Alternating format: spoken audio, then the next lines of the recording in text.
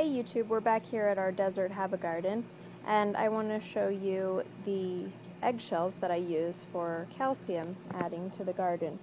These are just ground up eggshells into kind of a, I don't know, fine grainy type of material, not quite powdery.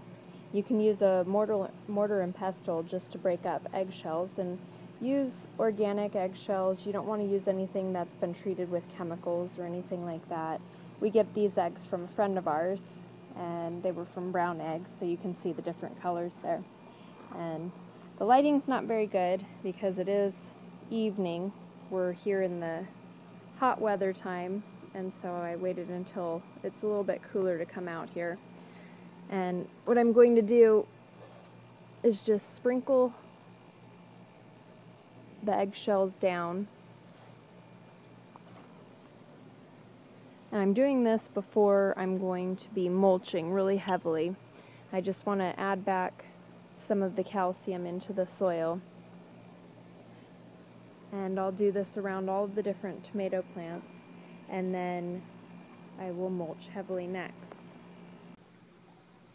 I ran out of light last night, but I ended up spreading out all the eggshells for added calcium to the garden to help out the tomato plants. And I started to mulch, but I ran out of light, and I finished it up today. It was a pretty hot day, but I ended up getting it all done over the course of coming out for a few minutes at a time. So you can see that the mulch is all done. I made it nice and thick around all the plants to try and keep in the moisture. We also reset the timers for 10 minutes in the morning and 10 minutes at night, so we're doubling our watering. Wanted to show you here the okra. I don't think I showed you before. It's flowering, so that's a little bit exciting. I've never grown okra before, but it's a heat lover, so I wanted to try it, and we really like some of the southern dishes.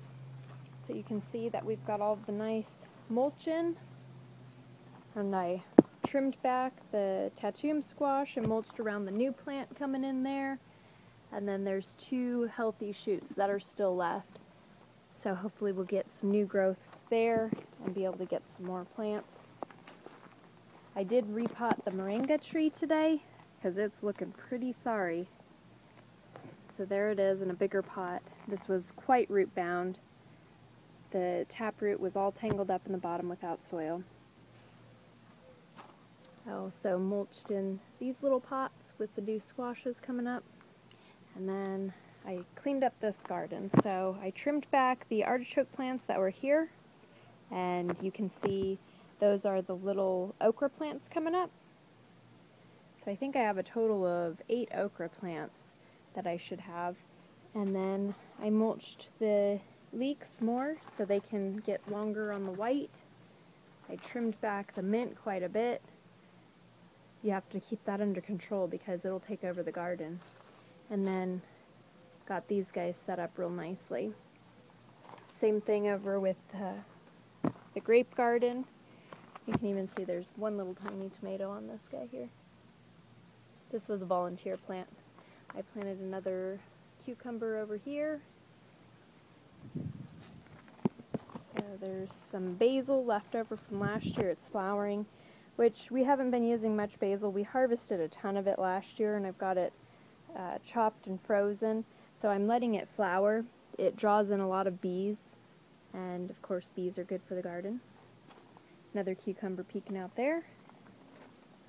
A couple more okra, but you can see all this mulching, nice and thick, in order to promote the moisture to stay in and hopefully help the plants come out of distress and look a little bit better.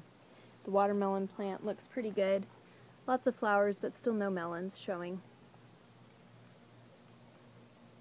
So that's my update on adding calcium to help tomatoes with their calcium deficiency, and mulching in the garden to help retain moisture.